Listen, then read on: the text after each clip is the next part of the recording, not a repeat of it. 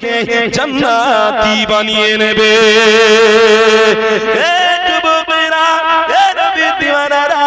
আল্লাহ রাসূলের অনুসারীরা শোনো, আমার নবী পাক পাক জাবানি কি জানাতে লাগলো।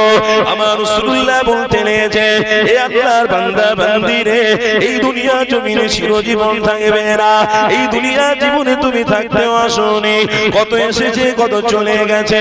আমি রাসূলুল্লাহ জানিয়ে দিলাম, এ আল্লাহর বান্দা বান্দি রে, আসো আমাকে আল্লাহ ইন্নামা বুইস্তু মুআল্লিমা, শিক্ষা গুরু হিসেবে পাঠিয়েছে। আমার আল্লাহ দুনিয়া জমিনে তোমাদেরকে পথ প্রদর্শক হিসেবে পাঠিয়েছে। আমি যেটা করছি সেটা তোমাদের জন্য শিক্ষা রয়েছে। আল্লাহ নবী সাহাবা হুজুরদেরকে জানাতে লাগলে, এ সাহাবারা, আমি রাসূলুল্লাহ তোমাদেরকে জানিয়ে দিলাম, এই শিক্ষাগুলো তোমরা মেনে নাও। এই শিক্ষা যদি মানতে পারো, আমি রাসূলুল্লাহ তোমাদের পক্ষে থাকবো। এই শিক্ষা যদি না মানতে পারো, আমি রাসূলুল্লাহ তোমাদের পক্ষে থাকবো না। আমার রাসূলুল্লাহ সাহাবাদের জানাতে লাগলো, আল্লাহ নবী সাহাবারা জানাচ্ছে, ইয়া রাসূলুল্লাহ হাবিবাল্লাহ, আপনার জন্য আমাদের জানকে উৎসর্গ করব, আপনার জন্য আমাদের অর্থকে উৎসর্গ করে দেব। ইয়া রাসূলুল্লাহ, ইয়া হাবিবাল্লাহ, সব কিছু আমি আপনার জন্য দিয়ে দেব। আমরা সবাই মিলে আপনার জন্য সব কিছু দেব, আল্লাহকে খুশি করার জন্য দেব। কেন? আল্লাহর পক্ষ থেকে মুস্তাফাকে সাহাবাদের জন্য শুধু নয়, তামাম মুস্তাকিম মুসলমানদের জন্য জান্নাত হিসেবে পাঠিয়েছে। আরো জোরে বলুন, এ নওজওয়ানেরা, এ নবীর দিওয়ানারা, আল্লাহ নবীদের দুনিয়া বাদশা বিবুল্লাহ জানাতে লাগলে, এ আমার সাহাবারা, তোমরা বলছো মান দেবে, তোমরা বলছো জান দেবে, আমি রাসূলুল্লাহ সাক্ষী দিলাম, আল্লাহ তোমাদের জন্য জান্নাত বরাদ্দ করে রেখেছে। জান্নাত তোমরা পাবেই পাবে, তোমরা জান্নাত থেকে নৈরাশ হবে না। কেন? মুস্তাফাকে চিনে নিয়েছো, মুস্তাফাকে অনুসরণ করেছো, মুস্তাফা নেতৃত্ব মেনে নিয়েছো। এই যুবকেরা, মুস্তাফা নেতৃত্ব মানার কথাটা বলতে গিয়ে একটু আপনাদেরকে শুনিয়ে দিয়ে যায়। আরে আজ এমন পরিস্থিতি এসে গেল, যে পরিস্থিতির মধ্য দিয়ে নারীরা প্রকাশ্যে জিনার মধ্যে চলে গেছে, নারীরা প্রকাশ্যে মানুষের সাথে ধোঁকাবাজি করতে লেগেছে, নারীরা প্রকাশ্যে স্বামীর সাথে বেয়াদবি করতে লেগেছে, স্বামী স্ত্রীর সাথে মহব্বত নেই, স্বামী স্ত্রীর সাথে ভালোবাসা নেই। প্রত্যেকটা বাড়িতে বাড়িতে গিয়ে দেখো, এ নবীর দিওয়ানারা, এ রাসূলুল্লাহর গোলামীরা, প্রত্যেকটা বাড়িতে বাড়িতে গিয়ে দেখো, আর সুখ শান্তি বলে কিছুই নাই গো। কিন্তু অর্থ আছে, অর্থ নিয়ে আপনি ধুয়ে খেতে পারবেন না। শান্তিটা হলো সব থেকে বড় ব্যাপার। যে বাড়িতে শান্তি না, সেই বাড়িতে স্বামী স্ত্রী অশান্তিতে লেগেই থাকবে। তাই আমার রাসূলুল্লাহর অনুসারীরা মনে রেখো, তোমাদেরকে একটা কথা ভেবে রাখতে হবে, আমার রাসূলুল্লাহর নেতৃত্ব মানা, আমার হাবিবের নেতৃত্ব মানা, এটাই হলো আল্লাহর রহমত, এটাই হলো আল্লাহর নাজাত, এটাই হলো আল্লাহর মাগফিরাত, এটাই হলো আল্লাহর জান্নাত। এই রাসূলুল্লাহর নেতৃত্ব মানে এটা। আমার রাসূলুল্লাহ সাহাবাদের জানাতে লাগলো, এ সাহাবারা, আমি রাসূলুল্লাহ জানিয়ে দিলাম, তোমরা যখন খানা খাবে, ওই খানাটা সামনে নিয়ে আল্লাহুম্মা বারিক লানা ফিমা রাযাকতানা ওয়া কিনা আযাবান নার, আমি রাসূলুল্লাহ, এটা আমার নেতৃত্ব। আমার রাসূলুল্লাহ জানাতে লাগলেন, তোমরা যখন লোকমা গালে দেবে আলহামদুলিল্লাহ বলো, এটা হলো আমার নেতৃত্ব। তোমরা যখন খাবারটা শেষ করবে, তখন তোমরা দোয়া পড়ো, আলহামদুলিল্লাহিল্লাযী আতামানা ওয়া সাকানা ওয়া জাআলানা মিনাল মুসলিমিন, এই দোয়াটা পড়ো। আবার যখন বিছানায় ঘুমাতে নাও, তখন তোমরা দোয়া পড়ো, আল্লাহুম্মা বিইসমিকা মুদওয়াহিয়া। আবার তোমরা ঘুম থেকে ওঠো, সেখানে তোমরা দোয়া পড়ো, আলহামদুলিল্লাহিল্লাযী আহইয়ানা বা'দা মা আমাতানা ওয়া ইলাইহিন নুশুর, এই দোয়াটা তোমরা পড়ো। আবার যখন মসজিদে যাবে, দোয়া পড়ে ঢোকো, আল্লাহুম্মা ইফতাহ লি আবওয়াব রাহমাতি। আবার মসজিদ থেকে বের হওয়ার সময় দোয়া পড়ো, আল্লাহুম্মা ইন্নী আসআলুকা মিন ফাদলি। এ যুবকেরা, এ নবীর দিওয়ানারা, আল্লাহ নবীর নেতৃত্ব হলো হলো এইগুলো। আমার রাসূলুল্লাহ নেতৃত্ব যারা মেনেছে তারা অবশ্যই ইবলিস শয়তানের সাথে কোনো সম্পর্ক রাখেনি, বরঞ্চ তাদের বিরোধী করেছে। কিন্তু আমার রাসূলের নেতৃত্ব মাননেওয়ালাদের কোনো অভাব না। কিন্তু আজকে দিনে বর্তমান দেখা যাচ্ছে আমার ঘরের মা, আমার ঘরের বোনটা এমন অবস্থায় গেছে, ওই অবস্থার মধ্যে তারা বেদিন বেঈমানের রাস্তা ধরে নিয়ে জাহান্নামের পথ ধরেছে। এ যুবকেরা, এ নবীর দিওয়ানারা, তাই তো আপনাদেরকে জানিয়ে দিই, আল্লাহ নবীর অনুসারীরা মনে রেখে দিও, আমার রাসূলুল্লাহ যদি সত্যি অনুসারী হও, আমার রাসূলুল্লাহ নেতৃত্ব যদি সত্যিকারে মানো, তাহলে মনে রেখে দিও তোমার চলাটা, তোমার কথা বলাটা, তোমার ওঠা বসাটা, তোমার স্ত্রী চলাফেরা কথা বলাটা, এটা সম্পূর্ণ আলাদা হবে। কেননা তোমাদের ফেস আল্লাহ নবী থেকে আস্তে আস্তে জান্নাতের দিকে যাচ্ছে। আরো জোরে হবে না? তাকবীর দেন না, নারে তাকবীর। আমাদের ফেস কি, আমাদের ডিজাইনটা কি, এটা তো একটু দেখার দরকার ছিল না? ছিল না? মুসলমানের ছেলে একটা মাস রোজা রাখার পরে ঈদের নামাজ পড়ে প্রকাশ্যে হারাম জিনিস পান করছে। একটা মাস রোজা রাখার পরে ঠিক ঈদের পর দিন বলছে খুশি আনন্দ করছি। বলে কি খুশি? বড় বড় ডিজে লাগিয়ে হিজড়ে নাচ হচ্ছে। খুশি হচ্ছে? কথা ঠিক না ভুল বলছি? এগুলো বলার দরকার আছে না নাই? কেন আমার কওমের একটা ছেলে করবে? কেন করবে? কিসের জন্য করবে? আমি তো নাম দিয়েছি ভাড় ভাগা মুসলমান। সেরকম ভাগা ভাড়ে কিছু রাখলে থাকে না, সেই রকমের এক মাস রোজা রাখবে, 11 মাস প্রমোশন আদায় করে প্রমোশন পাবে। একটা মাস পেয়েছি তো, করেছি তো, ইনকাম করেছি তো। আচ্ছা, আপনারা এতগুলো মানুষ বসে আছেন, বলুন তো এক মাস যদি ইনকাম করেন 11 মাস পেট চলে যাবে? বলুন বলুন বলুন, চলে যাবে? কেন চলবে না? এই জন্য চলবে না যে করছি তো টাকাগুলো যেগুলো ইনকাম করেছি ওগুলো থাক, আর প্রত্যেকদিন যেগুলো খাটবো ওগুলো রোলিং করে করে খাবো, ও রোলিং করে করে কিছু গুছাবো। কারণ সামনে মেয়ে আছে, বিয়ে দিতে হবে, সামনে উপযুক্ত ছেলে আছে, তার জন্য জায়গা কিনতে হবে, সামনে একটা ব্যবসার জন্য যদি কিছু করে যেতে পারি, মরে যাই, তার পূর্বে এগুলো করতে হবে। তাই আমাদের সারা বছর ইনকাম করতে হবে, কিছু না কিছু নিয়ে নিয়ে থাকবেই থাকবে। তাই আমাদের ইনকামের মধ্যে সীমাবদ্ধ থাকতে হবে, ইনকাম করতে হবে।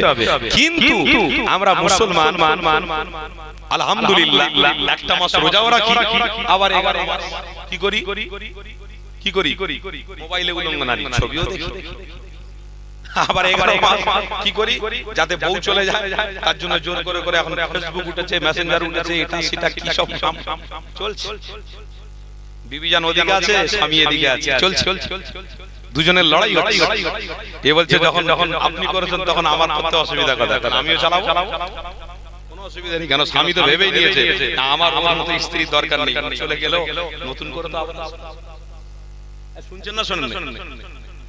আপনাদেরকে গোপনীয় ভাবে বলে দিয়ে যাচ্ছি, এই ইসলাম বা মুসলমান এখন 99% ইহুদিরা পরিচালনা করছে।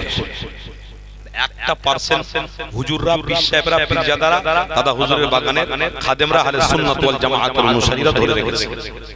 আর এগুলোকে মিটিয়ে দেওয়ার জন্য, এগুলোকে দমিয়ে দেওয়ার জন্য অনেক প্রকারের চারিদিক থেকে মাইন্ড সেটআপ করা হচ্ছে, ভয় দেখানো হচ্ছে। কিরকম ভয়? যেমন কিছুদিন পূর্বে ইরানে একটা প্রেসিডেন্টকে মারা হলো, তাই তো নাকি? তার নাম কি ছিল? Ayatollah Khamenei. এই ইরানের প্রেসিডেন্ট কি দোষ করেছিল? না, একটা দোষ করেছিল। কি জানেন? সারা পৃথিবী সমস্ত রাষ্ট্র নায়করা একদিকে, রাষ্ট্র নেতারা একদিকে, আর তার মধ্যে 4টে রাষ্ট্র নায়ক এরা একদিকে। কেন? এই 4টে রাষ্ট্র নায়ক কিন্তু হক কথা বলতে বলতে, তার মধ্যে আয়াতুল্লাহ খামিনি। হক কি? যেটা হারাম সেটা চলবে না। হ্যাঁ, উনি শিয়া হতে পারে কিন্তু মুসলমান। শুনছেন না? শোনেন? শিয়া হতে পারে কিন্তু মুসলমান। মাথায় পাগড়ি ছিল, মুখে দাঁড়ি বড় জুব্বা ছিল। মরে তো যাব, মরণের আগে আগে এমন কাজ না করে যাই যেন কবরে গিয়ে না ধরা পড়ে যায়। একটা চিন্তা ছিল কিয়ামতের দিনে না ধরা পড়ে। শিয়াদের আবার কঠোরতা ইসলামের উপরে খুব কঠিন, ওরা মারাত্মক লোক, জান দিয়ে দেবে কিন্তু ইবলিস শয়তানের কাছে মাথা নত করবে না। ও লোক আলাদা লোক ওরা। এই তো কালকের ঘটনা না আজকের ঘটনা, কি বলেছে নাকি আমেরিকার, কি নাম ফাম নিলাম না ভাই, বেশি নাম নেওয়ার দরকার নাকি, বলেছে যে যুদ্ধ বিরোধী নাকি আমেরিকা ইরানের সমস্ত মানুষকে মেরে দেবে, বোম মারবে, সমস্ত শিয়ার এক জায়গা হয়ে রাস্তায় লোক লোক লোক লোক লোক লোক লোক লোক শিয়ার এক জায়গা হয়ে বলছে আশহাদু আল্লা ইলাহা ইল্লাল্লাহ, আশহাদু আল্লা ইলাহা ইল্লাল্লাহ, আশহাদু আল্লা ইলাহা ইল্লাল্লাহ। মারবে আল্লাহ। কি গো শুনছেন না? মারবে আল্লাহ। তুই কি ভাই তুলিজুল লাইলা ফিল নাহার তুলিজুল নাহারা ফিল লাইল ওয়া তুখরিজুল হাইয়া মিনাল মাইয়িত ওয়া তুখরিজুল মাইয়িত মিনাল হাইয়্য। সোজা কথা আল্লাহ কোরআনে বলেই দিয়েছে, আমি আল্লাহ যাকে মারবো তাকে কেউ বাঁচাতে পারবে না, আবার আমি আল্লাহ যাকে মারবো তাকে কেউ বাঁচাতে পারবে না, যাকে বাঁচাবো তাকে কেউ মারতে পারবে না। যেমন আপনারা সকলে জানেন, সোশ্যাল নেটওয়ার্কে দেখেছেন, ওই রাশিয়া রুশ থেকে একটা প্লেন উঠছিল, একটা জায়গায় যাচ্ছিল, সেখানে প্রায় 350 থেকে 400 জন যাত্রী ছিল। তো যেতে যেতে যেতে যেতে ঘোষণা দেওয়া হলো যে প্লেন ক্র্যাশ হয়ে যাচ্ছে, এখনই জমিনে পড়ে যাবে, আমরা যা কিছু করা করে নাও, আমরা ড্রাইভার, আমরা হাল ছেড়ে দিয়েছি। তাহলে সবাই যে যার ডাকছে। এবার একজন ইমানদার দেখি না দাঁড়িয়ে আছে, মাথায় একটা বেশ টুপি পরেছে, সেই ব্যক্তিটাকে দেখি আকাশের উপরে আসমানের দিকে আঙ্গুলটা তুলে বলছে আশহাদু আল্লা ইলাহা ইল্লাল্লাহ ওয়া আশহাদু আন্না মুহাম্মাদান আবদুহু ওয়া রাসূলুহু। আল্লাহ আপনি বাঁচালে ভালো, আপনি মারলে মরে যাবো, ছাড়া তো আমার কিছু নেই। তো ওই ব্যক্তিটাকে সত্যি আল্লাহ যে কি, আল্লাহ যে কি, এটা তো আমাদেরকে বুঝতে হবে, উপলব্ধি করতে হবে। কি শুনছেন না? শোনেন না, আল্লাহ কি এটা তো উপলব্ধি করতে হবে। একটা মানুষ বাইক চালিয়ে যাচ্ছে, এমন অ্যাক্সিডেন্ট করেছে, বাইক ভেঙে গেছে কিন্তু লোক মরেনি। হচ্ছে না, হয়নি? একটা পিছনে স্ত্রীকে বসিয়ে নিয়ে স্বামী বাইক চালিয়ে যাচ্ছে, যেতে যেতে হঠাৎ করে ওই স্ত্রীর বোরকা টোরকা সব চাকায় জড়িয়ে গিয়ে সাথে সাথে মৃত্যু, স্বামী মরে। একটা ফ্যামিলি 7 জন 4 চাকা করে যাচ্ছে, হঠাৎ করে অ্যাক্সিডেন্ট, তার ভিতরে একজন বেঁচেছে, 6 জন সব মরে গেছে। এই আমার নিজের চোখে আমাদের আত্মীয়র মধ্যে একজন হয়, নাই বললাম নাম, গেছিল কোথায়? আল্লাহর ওলির দরবারে। তো ওলির দরবার থেকে আসার সময় নৌকা ডুবি হয়ে গেছে, তার মধ্যে অনেক মানুষ দুনিয়া ছেড়ে চলে গেছে। একটা বাচ্চা ছেলে কাঠের সাহারা নিয়ে সেখান থেকে আল্লাহ পাক তাকে দেওয়ায় তুলেছে। জোরে বলুন না সুবহানাল্লাহ। ওই জন্য অনুভূতির চেষ্টা করুন ভাই, অনুভূতির ব্যাপার আছে এখানে। এখানে শুধু তো আপনারা এই জায়গায় বসে ঈমানটাকে নষ্ট করলে হবে না, ঈমানের সাথে সাথে আমলের কথা বলতে হবে। কথা শুনছেন না? শোনেন। বড় ভাইজান যখন বলে গেলেন, ঈমানের কথাও বললেন, দায়িত্ব আবার আমলের কথাও বললেন। আমলের মধ্যে অনেক পর্যায়। আমল শুধু নামাজ নয়, আমল শুধু রোজা নয়, আমল শুধু হজ নয়, অনেক ব্যাপার আছে। আমল একটা ঈমানদারকে সাপোর্ট করা, শুনছেন না? শোনেন, একটা ঈমানদার ব্যক্তি, টুপিওয়ালা ব্যক্তি, দাঁড়িওয়ালা ব্যক্তি, তাকে সাপোর্ট করা। যদি দাদা হুজুরের আওলাদ হয় তো সাপোর্ট করা, দেখে নিতে হবে। আবার হক কথা কে বলছে কে বলে না, তেনাকে সাপোর্ট করা, দেখে বলা হয় আউলিয়াতের মধ্যে একটা মানুষ ঈমানদারের পক্ষপাতী নেওয়া মানে ইনশাআল্লাহ ওই মানুষটা যে নেতৃত্ব দিচ্ছে সেটা রাসূলেরই নেতৃত্ব। জোরে বলুন সুবহানাল্লাহ। এইগুলোর বিষয় শুধু নামাজ, রোজা, হজ, যাকাত, কোরআন তেলাওয়াত, এর মধ্যে ইসলামকে সীমাবদ্ধ রাখবেন না। ইসলাম বৃহৎ আকারে নিয়ে আছে, আপনাকে নিয়ে নিতে হবে। তো যাই হোক, এগুলো আপনাদেরকে বুঝে নিতে হবে। না বুঝলে আগামী দিন কিন্তু আপনাদের কষ্ট হবে। কষ্ট কাদের হবে? ঈমানদারদের হবে। আমরা ঈমানদার, আমাদের হবে। কি গো শুনছেন না? তবে হ্যাঁ, ঈমানদারদের উপরে আবার আল্লাহর হক ফয়সালা আসবে তখন ঈমানদাররা যখন আল্লাহর কাছে আল্লাহর আদালতে মামলা দেবে। বলুন সুবহানাল্লাহ। এটা আমাদেরকে আবার আল্লাহর আদালতে মামলা যারা দেয় তারা আবার ইদানিং করে দেখছি মসজিদে গিয়ে তওবা করে, আবার বাইরে এসে সেই চুরি, সেই মারামারি, সেই হিংসা। আল্লাহর নবী বলেছেন আল গিনা ইউনফিকুন নিফাকু ফিল কলব। আমার এমন উম্মত হবে যারা মুখে কথা বলবে ফেরেশতাদের মতো, আর অন্তরে শুধু হিংসা ভরা থাকবে। তারা নামাজ পড়ে বেরোবে, হিংসা শুরু করতে করতে, নামাজ পড়ে বেরোবে, মানুষে মারামারি শুরু করতে করতে, নামাজ পড়ে বেরোবে, চায়ের দোকানে বসে এক মুসলমান আরেক মুসলমান চা খাবে, চা খেতে খেতে হঠাৎ করে ওই চায়ের গ্লাস নিয়ে মুসলমানের মাথায় মারে। এরকম ঝগড়া হয় না? পুরি বাপ রে বাপ, রাস্তায় হাজার হাজার ভরি ভরি নজির। ঈদের দিনে কেমন বাইক চলছিল গো, কেমন গাড়ি চলছিল। আর এখনো দেখি মুসলমানের ছেলেরা পিকআপ দিচ্ছে, পিকআপ দিচ্ছে। আল্লাহু আকবার, আল্লাহ আমাদেরকে হেফাজত করেন। আর গায়েররা দেখে তারা বলছে, এই দেখো এরা কারা জানিস, এরা সেই টুপিওয়ালা, সেই দাড়িওয়ালা। খবরদার, আল্লাহর ওয়াস্তে বলে যাচ্ছে, এগুলো ভুল হচ্ছে, এগুলো ঠিক নয়। তো সেইখানে আল্লাহ নবী কি বলেছে, আল গিনাউ ইউনফিতুন নিফাক ফিল কলব। আমার উম্মতের মধ্যে এমন উম্মত হবে, এমন উম্মতি হবে, মানে ছেলে আর মেয়ে মুসলমানদের বিষয়ে আমার আল্লাহর রাসূল বলছে, ঈমানদারদের বিষয়ে বলছে, তারা মুখে বলবে কিন্তু ফেরেশতাদের মতো কথা বলবে, ফেরেশতাদের মতো চলাফেরা করবে, কিন্তু মুখে বলবে আমরা মুসলমান, কিন্তু অন্তরে শুধু হিংসা হিংসা ভরা থাকবে, অন্তরে শুধু জিনা জিনা ভরা থাকবে, ব্যভিচারী ব্যভিচারী ভরা থাকবে। একজন নারীকে আপনারা দেখছেন না রাস্তায় কি হচ্ছে, একটা নারী সুন্দর বোরকা পরে, কি সুন্দর টাইট ফিটিং বোরকা পরে নিয়ে একদম বাইরে বের হচ্ছে, বেরিয়ে নিয়ে মোবাইলটা নিয়ে টিকটক করতে করতে যাচ্ছে। এটা হচ্ছে না, হয় না? তাহলে আমার ঘরে, আমার ফ্যামিলি, আমার ইমানদার বাচ্চা, আমার ইমানদারের মেয়ে, আমার ইমানদারের কি বলে স্ত্রী, তারা মোবাইলে বোরকা পরে টিকটক করছে। তাহলে কে দেখছে?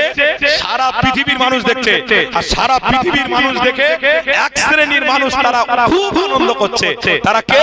তারা ইহুদি। তারা বলছে আমাদের বড়ি, আমাদের ওষুধ কাজে লেগে গেছে। ওই ইহুদিদের মধ্য থেকে বড় বড় দাড়ি, মাথায় টুপি, বিশাল পাগড়ি পরিয়ে দিয়ে, লম্বা জুব্বা পরিয়ে দিয়ে মোবাইলের সামনে দাঁড় করিয়ে বলছে, হ্যাঁ হাফ প্যান্ট পরেও নামাজ হয়ে যাবে,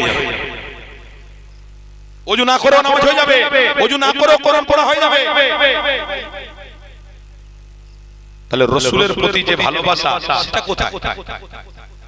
ওযু না করে যদি নামাজ হয়, ওযু না করে যদি কোরআন তেলাওয়াত হয়, ওযু না করে যদি ঈমানি মাহফিলে আসা হয়, তাহলে আপনার ভিতরে ঈমানের যে অনুভূতি সেটা ছিল আছে কই? সেটা তো সেই জন্য তারা বোরকা পরিয়ে দিয়ে আর মুখটাকে খুলে দিয়ে তারা মোবাইলের সামনে নারীকে দাঁড় করিয়ে দিয়ে সারা পৃথিবীর মুসলমানের মেয়েদেরকে বোকা বানাচ্ছে।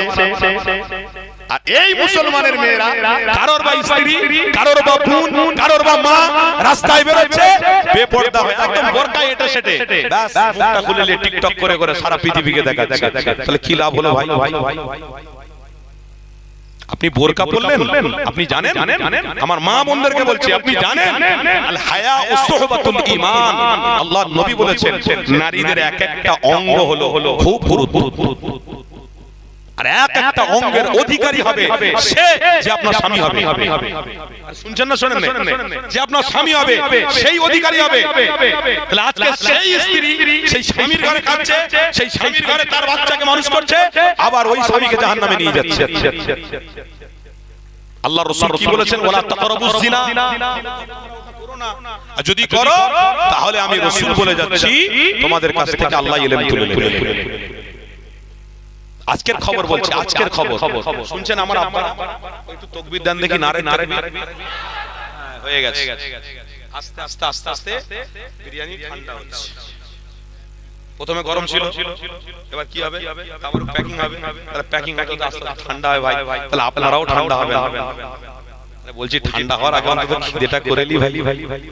জোরে সব খারাপ লিখছেন নাকি? আমার বিরিয়ানি, কোপ্তা, কাবাব তো আপনাদের অরিজিনাল তো খাওয়া হচ্ছেই হচ্ছে, কিন্তু তাবারুক একটা মেহমানদারি। কি গো দাদা হুজুর পীর কেবলা এগুলো মেহমানদারির ব্যবস্থা করেছিলেন। কেন? মেহমান আসবে, মেজবান তোমরা মেহমানদারি, তো এগুলো তাবারুক একটা খাবার, সব খাবারের থেকে আলাদা আলাদা। তো যাই হোক, মহব্বতের তাকবীর দেন দেখি, নারে তাকবীর হচ্ছে না? আরো জোরে মহব্বতে নারে তাকবীর। আজকের খবর বলছি, আজকের খবর একটা মেয়ে ছেলে, তার নাম বলছি না আমি, সেই মেয়ে ছেলেটা একটা গায়ের মুসলমান ছেলের সঙ্গে প্রেম করেছে। সেই গায়ের মুসলমান মেয়ে গায়ের মুসলমান ছেলের সাথে প্রেম করে তার সঙ্গে বিবাহ করার প্রপোজ দিল, মানে ছেলেটা বলল মেয়েকে বিবাহ করো। তখন ওই মেয়েটা মুসলমান, সে বলছে আমি বিবাহ করতে পারবো না, এটা আমার দ্বারা অসম্ভব। কেন? আমার একটা রীতিনীতি আছে, আমার একটা ফেস আছে, এই ফেসটাকে আমি জাহান্নামী বানাতে চাই। তখন কি করলো? ধরে নিয়ে তাকে প্রকাশ অ্যাসিড দিয়ে জ্বালিয়ে পুড়িয়ে ছেড়ে। আজকের খবর। কোথায় হয়েছে নামটা বললাম, আমার এই জায়গায় হয়েছে। কিছুদিন পূর্বে ওটা অন্য রাজ্যে হচ্ছিল, সেটা আমাদের হচ্ছে। সেখানে কি হলো, সেখানে একটা নারী একটা গায়ের মুসলমান ছেলের সঙ্গে প্রেম করলো, প্রেম করে নিয়ে তারা এক জায়গায় হলো, খুব সুন্দর সংসার করলো। কিছুদিন পরে ওই গায়ের মুসলমান ছেলেটা আগুন দিয়ে তার দেহটাকে পুড়িয়ে দিল। তাহলে আমার মা বোনদেরকে অবশ্যই সজাগ হতে হবে। আল্লাহ যে নিয়ামত দিয়েছে ওটা নিয়ে শুকরিয়া আদায় করতে হবে। যে স্বামী দিয়েছে ওটাকেই নিয়ে শুকরিয়া আদায় করতে হবে। যদি বেশি বাড়াবাড়ি করে তাহলে আপনি কি ফাঁদে পড়বেন, আর আপনি ফাঁদে পড়লে আপনাকে ওইরকম পুড়ে মরতে হবে। আমার বাপ ভাইরা, তো সেই জন্য আপনাদের ভরসা আল্লাহর প্রতি রাখতে হবে। আল্লাহর প্রতি যদি ভরসা থাকে তাহলে মুসলমানের নেতৃত্ব মুস্তাফার মানাটা সহজ হয়ে যাবে। জোরে বলুন সুবহানাল্লাহ। আর যদি এই সব কিছু দেখার পরে মুস্তাফাকে যদি বিশ্বাস না করা হয়, নেতৃত্ব না মানা হয়, তাহলে কামিয়াবি সফলতা হতে পারবেন না। তাই এই ইমানদার যে রাশিয়া থেকে প্লেনটা উড়েছিল, ওই প্লেনটার মধ্যে একজন ইমানদার দাড়িওয়ালা টুপিওয়ালা ছিল। আল্লাহর শাহাদাত আঙ্গুলের ইশারা করে আল্লাহর কাছে বলছিল, আশহাদু আল্লা ইলাহা ইল্লাল্লাহু ওয়াহদাহু লা শারীকা লা ওয়া আশহাদু আন্না মুহাম্মাদান আবদুহু ওয়া রাসূলুহু। আলহামদুলিল্লাহ, আল্লাহ যে শক্তি দেখাতে পারে। প্লেন ক্র্যাশ হলো, প্লেনের মধ্যে যতজন ছিল সব মরে গেল, তার মধ্যে ওই ইমানদারটাকে আল্লাহ সুস্থ অবস্থায় রেখে দিল। আরেকটু জোরে বলবে। এটাই হলো আল্লাহর অনুভূতি। দেখো বান্দারা, এই সমস্ত কাজগুলো আমাদের আল্লাহকে খুশির জন্য করা হয়। তাহলে আল্লাহকে খুশির জন্য যদি এগুলো না হয়, তাহলে কিন্তু আপনি তৈরি থাকুন, কবরে বা কোনো জায়গায় যদি আপনাকে দেওয়া হয়, সেখানে কিন্তু আপনার জন্য আযাব রেডি আছে। শুনছেন না? শুনছেন?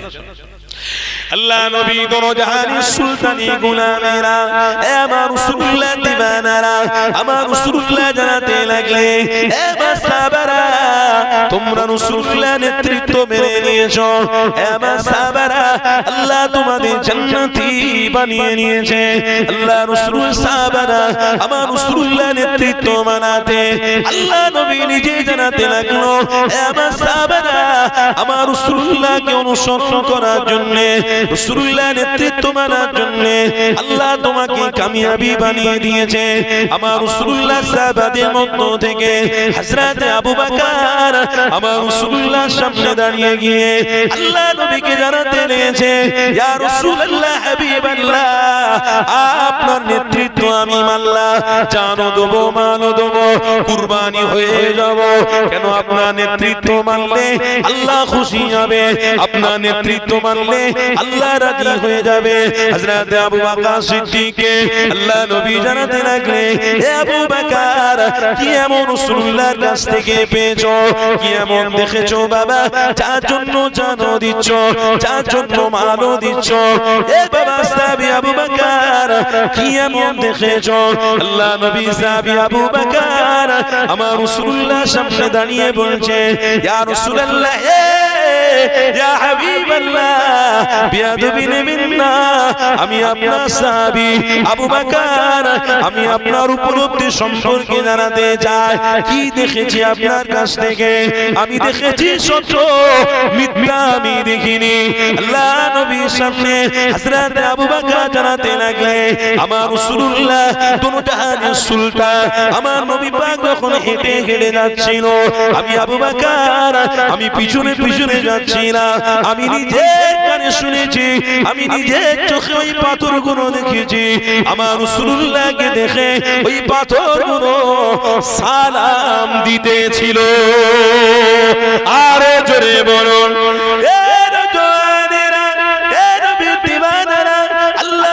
সাহাবী হযরত আবু বকর সিদ্দিক জানাতে লাগলেন, ইয়া রাসূলুল্লাহ, ইয়া হাবিবাল্লাহ, আমি নিজে চোখে দেখেছি, আমি নিজে কানে শুনেছি আল্লাহ আপনাকে এত বড় দরজা দিয়েছে। আপনি রাস্তা দিয়ে হেঁটে হেঁটে যান, পাথরগুলো আপনাকে সালাম দিতে লাগে।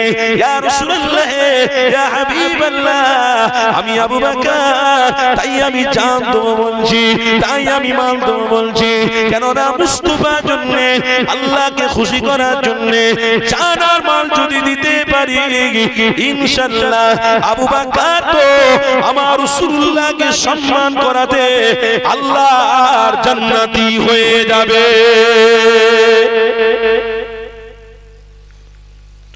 আল্লাহ নবী দোনো জাহানের সুলতানের সাহাবী হযরত আবু বকর সিদ্দিক এই কথা বললেন। রাসূলুল্লাহ বলেন, আবু বকর, আল্লাহ তোমার ঈমানকে এত কঠোর মজবুত করেছে, আল্লাহ তোমার উপর খুশি হয়ে জান্নাতি ঘোষণা দিয়েছে। জোরে বলুন না সুবহান।